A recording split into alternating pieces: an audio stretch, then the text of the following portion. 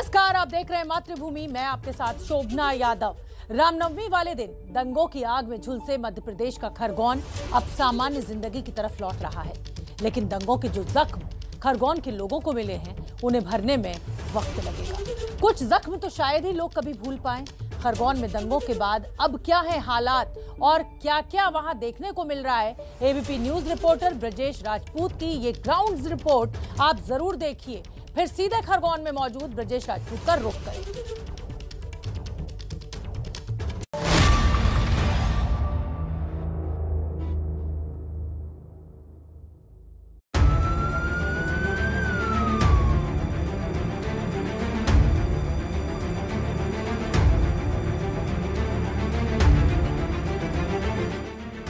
मध्य प्रदेश का जो खरगोन रामनवमी वाले दिन दंगों की आग में झुलसा, वहां हालात अब पूरी तरह काबू में है, लेकिन पुलिस की अब भी सख्त पहरेदारी है।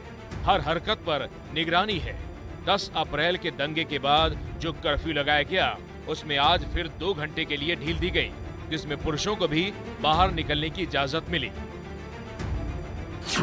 आज प्रशासन ने तय किया है कि महिला पुरुष दोनों आवश्यक जरूरी सामान खरीदने के लिए घर से बाहर निकल सकते हैं, मगर एहतियात ये बरती गई है कि लोग इकट्ठे ना हो, 5 से ज्यादा लोग इकट्ठे ना हो, वरना पुलिस कार्रवाई करेगी। कोई बड़ी हिंसा की वारदात पिछले 4 दिनों से नहीं हो रही है। छुटपुट अफवाहें फैल रही हैं, जिस पर पुलिस अलर्ट है, पुलिस सतर्क है, मगर अब ऐसा लग रहा है कि खरगोन वापस अपनी पुरानी स्थिति की तरफ धीरे धीरे लौट रहा है।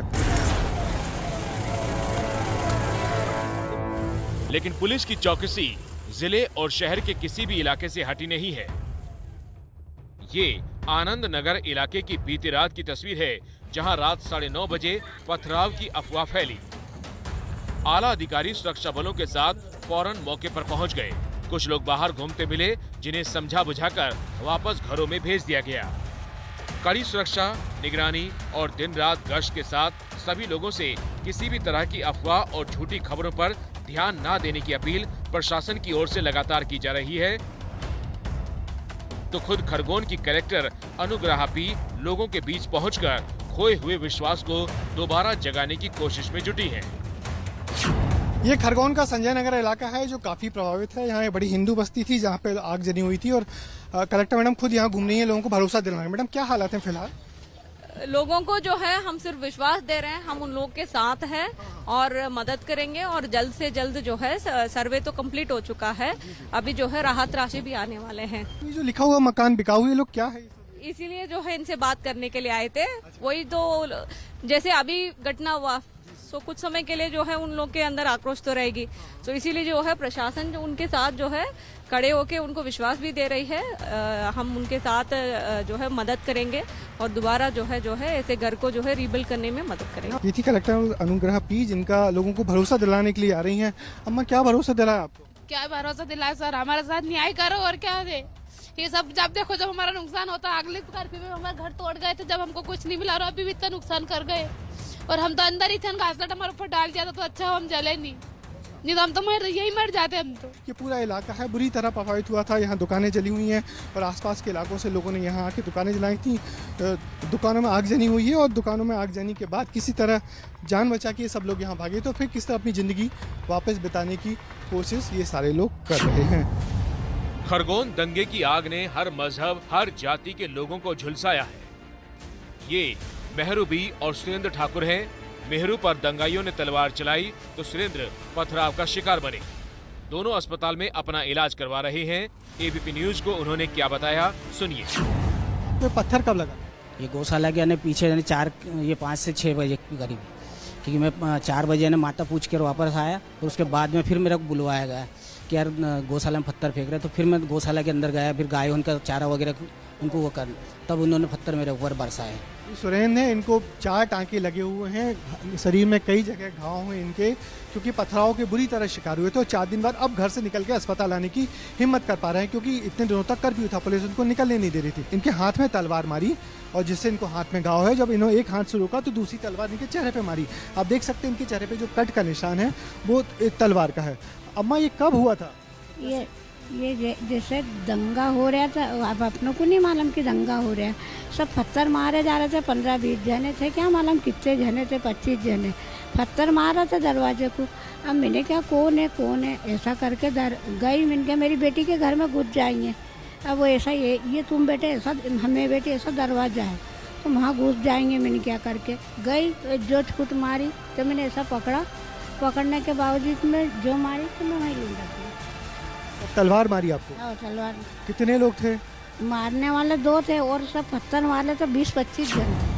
बहरू और सुरेंद्र जैसे बहुत से लोग हैं जिनकी जिंदगी को 10 अप्रैल को रामनवमी पर हुए दंगों ने गहरे जख्म दिए, जिन्हें भरने में काफी वक्त लगेगा। ऐसे ही लोगों में खरगोन के शुक्ला परिवार का 16 साल का बेटा शिवम भी है, जो रामनवमी पर दर्शन करने मंदिर गया था और उसी दौरान दंगाइयों के हमले में गंभीर रूप से घायल हो गया, जिसकी वजह से शिवम की बहन की शादी तक टालनी पड़ी। दंगों में घायल शिवम का इलाज इंदौर के अस्पताल में चल रहा है। कल तक शिवम वेंटिलेटर पर था, लेकिन डॉक्टरों ने आज राहत की खबर दी। हम उसको तीसरे दिन वेंटिलेटर से बाहर ला पाए। उसकी स्थिति में संतोषजनक निरंतर सुधार होता रहा। आज मेरे अंदाजे से 5वां दिन है। उसकी स्थिति स्थिर है, वो वेंटिलेटर के बिना स्वस्थ है और जागता है, कुछ बातें समझने का प्रयास करता है, हाथ पांव हिलाता है कि अगले कुछ दिनों में उसकी स्थिति में और सुधार होगा और वो संभवतः पूरी तरह से नॉर्मल हो पाएगा। शिवम का परिवार भी उसकी सुधरती सेहत से राहत महसूस कर रहा है। साथ ही अपील भी कर रहा है कि हर अफवाह से दूर रहें, झूठी खबरों का हिस्सा कभी न बने, क्योंकि इससे देश का माहौल बिगड़ता है। ये जो अफवाहें उड़ रही है कि शिवम के बारे में गलत, वो बिल्कुल गलत अफवाह। शिवम से अभी मेरी वीडियो कॉल पे बात हुई है, मेरे भैया ने उससे वीडियो कॉल पे बात की और मैंने भी उससे वीडियो कॉल पे बात की है। पूरी तरीके से शिवम सुरक्षित है, उससे किसी भी तरीके की कोई हानि नहीं हुई है। ये जो फैलाई जा रही है सारी अफवाहें हैं, तो कृपया इसको आगे ना फैलाएं, मेरा आपसे निवेदन है। तो ये तो रिपोर्ट हमने आपको दिखाई कि किस तरीके से लोग घायल हुए हैं और इसमें एक धर्म के लोग नहीं हैं, दोनों ही समुदाय के लोग हैं।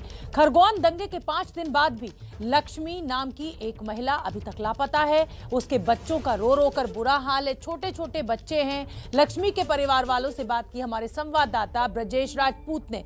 सुनिए क्या दर्द है इन बच्चों का। हम जिस खरगोन की चमेली बाड़ी मोहल्ले में हैं और यहाँ पे मेरे साथ एक छोटा एक परिवार है। इस परिवार में ये छोटी बच्ची अदिति है और ये छोटा बच्चा अभिजीत है और ये इनकी मम्मी का फोटो है जिनका नाम लक्ष्मी है। दरअसल उस दिन हुआ ये कि ये जो छोटा बच्चा अभिजीत है ये रामनवमी का जुलूस देखने चला गया और जैसे ही इनकी माँ जो घर पे थी अपनी बेटी के साथ, उनको जब खबर मिली कि बेटा जुलूस देखने गया है और वहाँ पे पथराव हो गया है, तो एक माँ चिंता के मारे भागी उस जगह पहुंची जहाँ पे पथराव हुआ था। मगर वो जब यहाँ से घर से निकली तो उस दिन के बाद से आज तक लौटी नहीं है। आज 5वां दिन है। ये पूरा परिवार परेशान है। पिताजी थे वो अपनी पत्नी को ढूंढने आस पड़ोस के रिश्तेदारों के यहाँ निकल गए हैं और हमारे साथ इन बच्चों के ताऊजी हैं। उस दिन क्या हुआ कि मैं तो तालाब चौक में था, रामनवमी के दिन झांकियाँ तैयार हो रही थी, तो मैं और ये बच्चे दोनों हमारे शराब तरफ निकल गए थे और मस्ती कर रहे थे। डीजे वगैरह बज रहे थे, चल रहे थे ना, तो सब लोग मस्ती कर रहे थे वहाँ। तो जब उधर पत्थरबाजी हुई, आग लगा दी उधर मकानों में भयंकर तरीके से। जब गाड़ी उधर फायर ब्रिगेड गाड़ी गई ना, तो मैं उधर से फिर भाग के आया कि बच्चे अपने घूम रहे नहीं, कहीं जल्दीबाजी हड़बड़ी में कहीं कोई मिला के देने दे पत्थर वगैरह। तो ये बच्चों को लेके मैं जवाहर मार्ग आया। जवाहर मार्ग से मैंने अपने बड़े बच्चे के साथ में दोनों हमारे बच्चे और एक ये अभिजीत, तीनों को मैंने बाइक से भेजा घर भेजा। तो घर पे भेजा मैंने कि आंटी को इनको देना हवाले और अंकल से आके बोलना ठेला तुम बंद करके घर पहुँचो।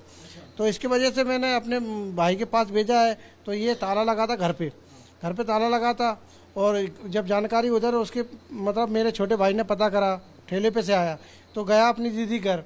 तो अब अतिथि को घर छोड़ के दीदी के वो बोलती है कि मैं जवाहर मार्केट से ये इनको सरापा तरफ से इनको ढूंढ के लाते। अब यानी इनकी माँ चिंता में आ गई कि बच्चे अभिजीत वहाँ गया हुआ है, वापस कैसे आएगा, तो उसको ढूंढने के लिए उसी जगह चली गई जहाँ पे सब जगह। तो अभिजीत जब तुम वहाँ गए तो वहाँ तुमने क्या देखा? वहाँ मैंने ये देखा कि वहाँ पत्थर और आग लग रही थी, तो इसलिए हम भाग पापा आ गए और पापा के साथ बैठ के ठेले पे आए। तो ठेले से भैया हमको घर छोड़ गए। घर आए तो यहाँ मम्मी तुमको देखने कहीं चली गई? यस। तब से अब तक मम्मी का आई नहीं? नो। तो अदिति तुम क्या कहोगी? क्या हुआ तुमको? मम्मी ने कहाँ छोड़ के गई थी? मम्मी ने बोला कि तुम बुआ के घर चले जाओ, मैं भैया को लेके आऊंगी, फिर अपन लोग घर पे चलेंगे। तब से आया नहीं है वो। मम्मी क्या आती है?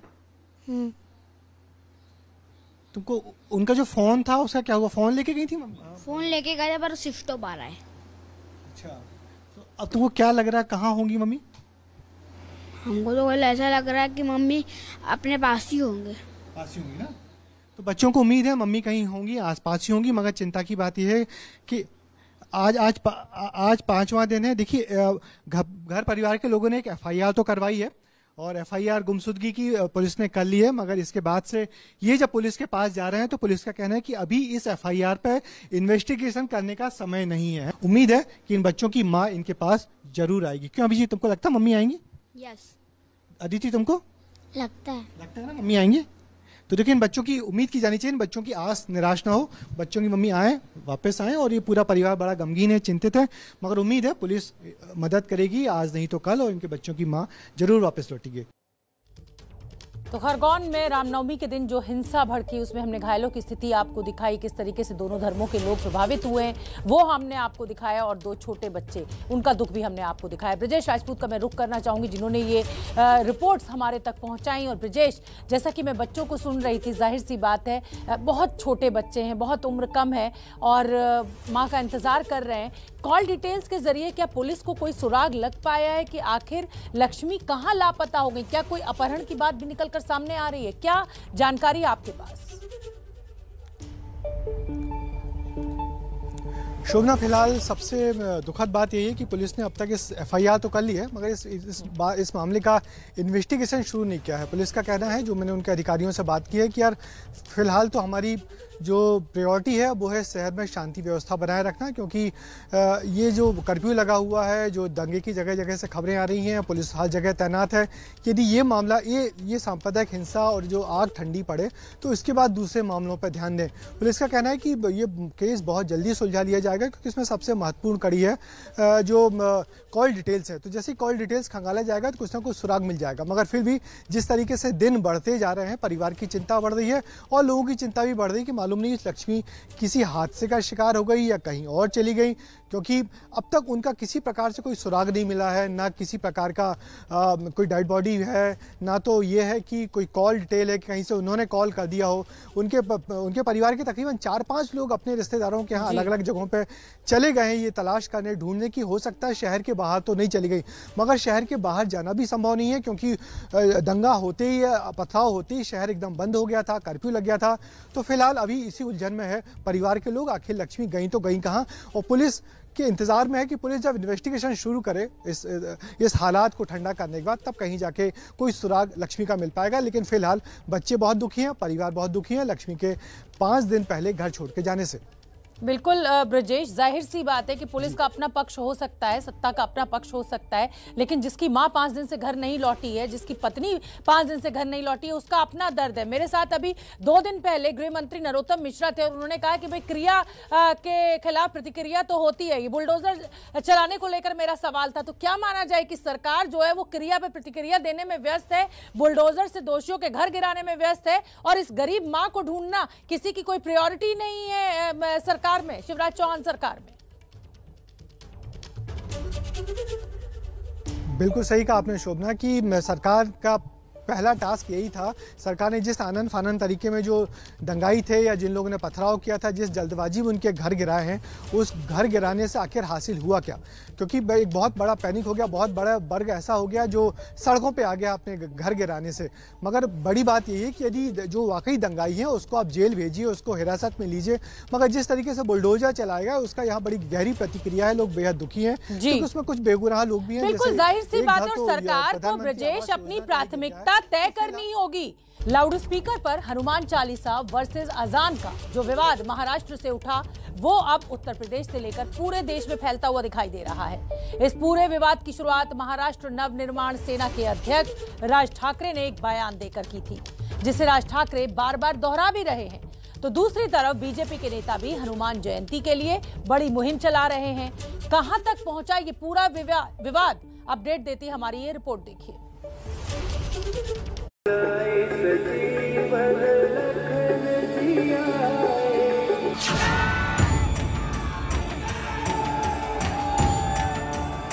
अभी सब घरों में और पूरा काशी मंदिरों में यही बजना चाहिए। अब दिन में 5 बार और कम से कम सुबह शाम तो हर मंदिरों पे ये बजेगा। पण आज 12 तारीख आहे, 12 ते 3 मे महाराष्ट्रातल्या सगळ्या मशिदींवरच्या मौलवींशी तुम्ही त्यांना बोलवून घ्या, त्यांना सांगा सर्व मशिदींवरचे लाऊडस्पीकर हे उतरले गेले पाहिजेत, खाली आले पाहिजेत। 3 तारखेनंतर तुम्हाला कोणताही त्रास आमच्याकडनं होणार नाही। कल हनुमान जयंती है। देश भर के मंदिरों में बड़े बड़े आयोजन होंगे, इसलिए राज ठाकरे ने जो बयान दिया और उससे जो विवाद उठा उसे बड़ा रूप देते देर नहीं लगी। इस विवाद को अब पुणे से सामने आया पोस्टर भी खूब हवा दे रहा है। एमएनएस के एक नेता की ओर से लगाए गए इस पोस्टर में पुणे के मारुति मंदिर वाले खालकर चौक पर महाआरती के आयोजन का ऐलान किया गया। पोस्टर में लिखा गया है कि शाम 6 बजे हनुमान चालीसा के पाठ के बाद महाआरती होगी। इस पोस्टर में राज ठाकरे की तस्वीर है, जिसमें राज ठाकरे भगवा रंग का शॉल ओढ़े दिख रहे हैं। तस्वीर के ऊपर राज ठाकरे को हिंदू जननायक बताया गया है और नीचे लिखा गया है कि राज ठाकरे के हाथों हनुमान जयंती पर यह महाआरती और आयोजन संपन्न होगा। पोस्टर में भगवा रंग में हनुमान जी का चेहरा भी उकेरा गया है, जो क्रोधित मुद्रा में है।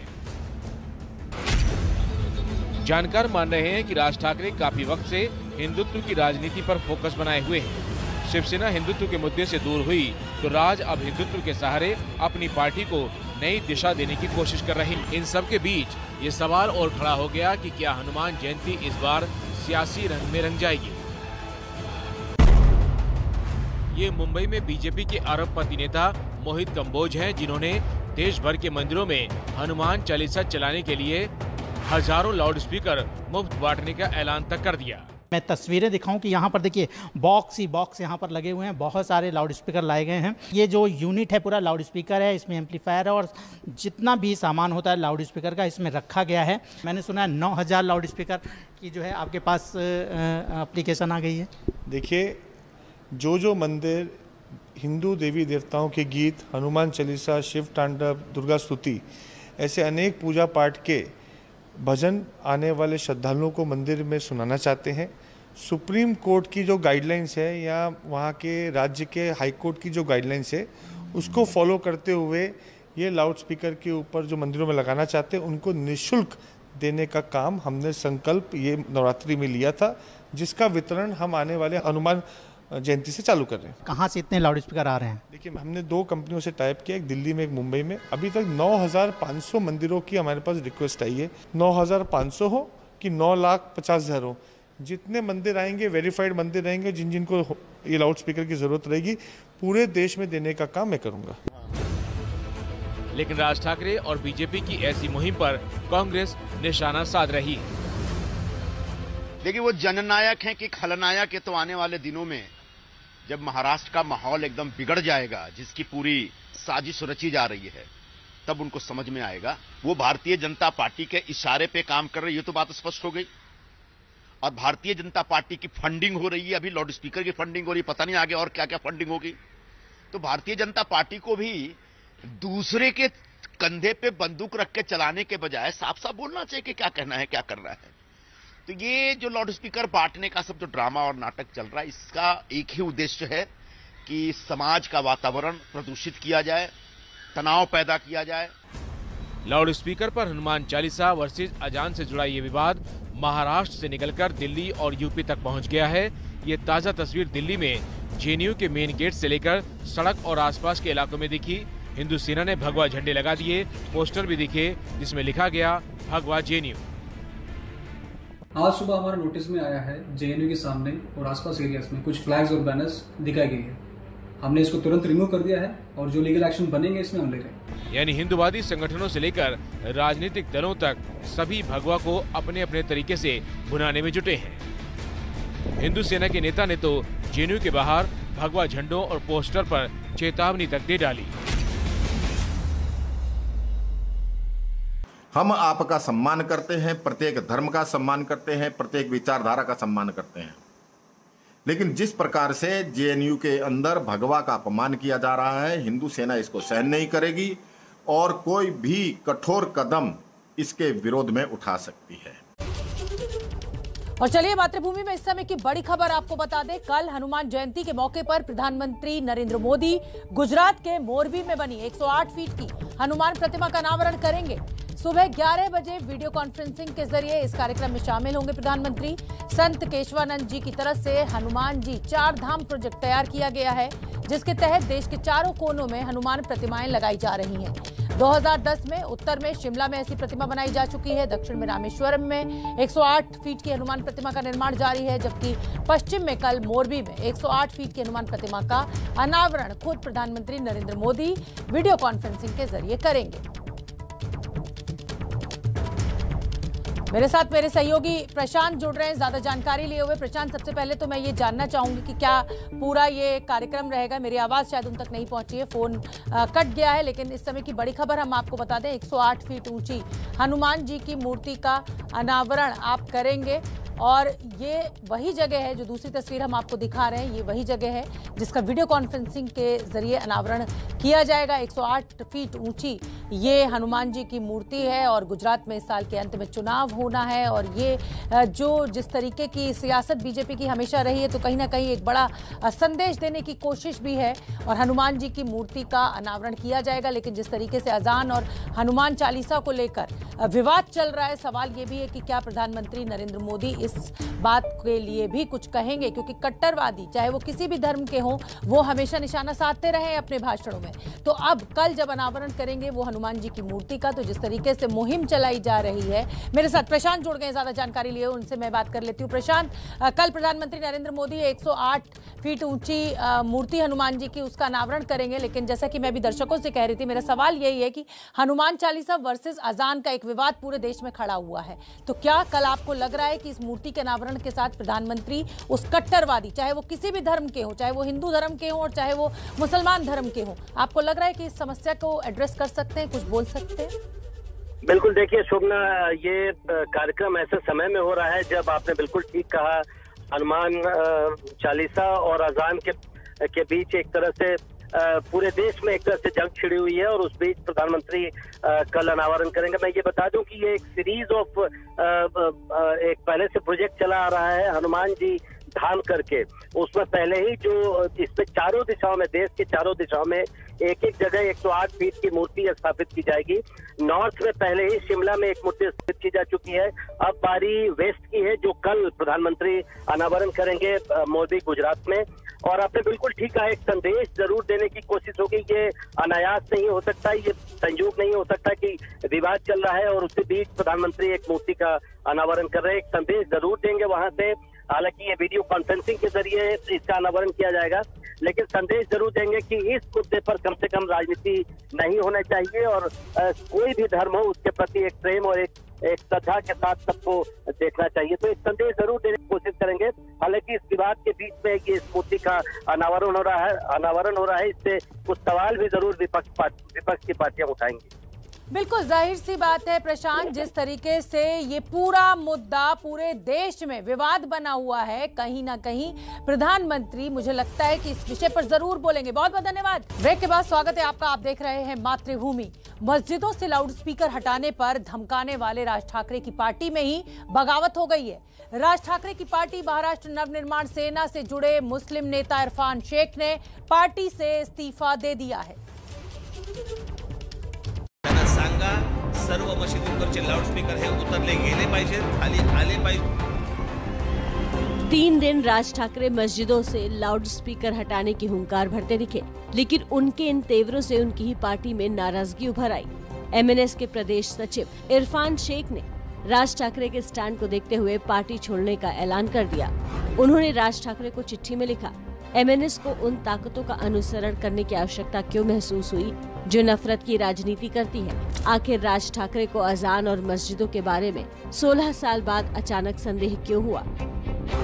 दरअसल राज ठाकरे महाराष्ट्र की राजनीति में लंबे समय से अलग थलग पड़े थे। माना जा रहा है कि बीजेपी से पींगे बढ़ाने के लिए इस बार उन्होंने अपनी सियासत की लाइन लेंथ बदल दी है।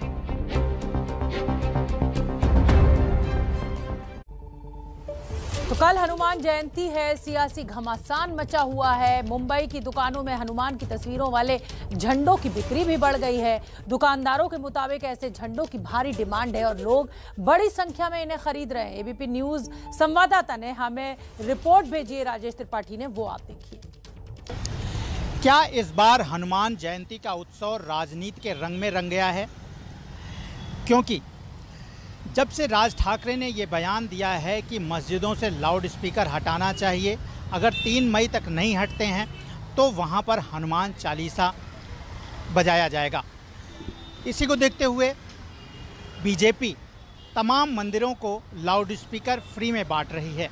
लेकिन अगर मैं बाज़ार की बात करूं तो बाज़ार में भी, दुकानों में भी इस बार हनुमान जयंती को लेकर के काफ़ी उत्साह दिख रहा है और बहुत सारे जो झंडे आप देख सकते हैं हनुमान जयंती से जुड़े हुए, यहाँ पर आप देख सकते हैं हनुमान जी की फ़ोटो के साथ जो है यहाँ पर भारी तादाद में झंडे मिल रहे हैं।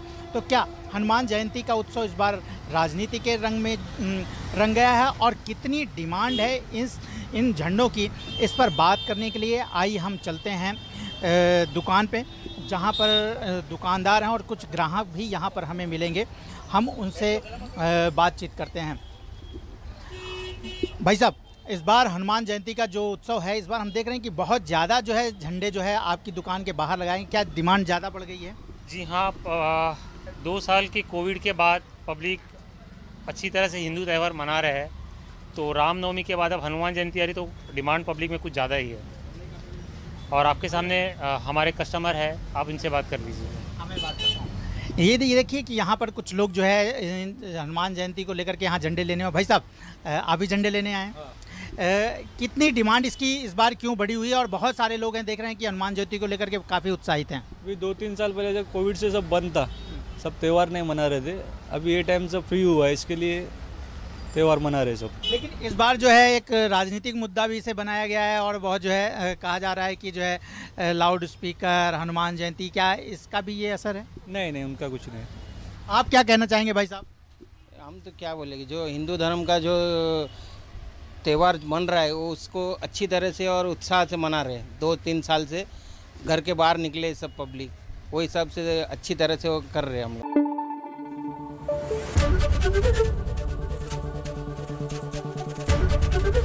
एबीपी न्यूज़ आपको रखे आगे।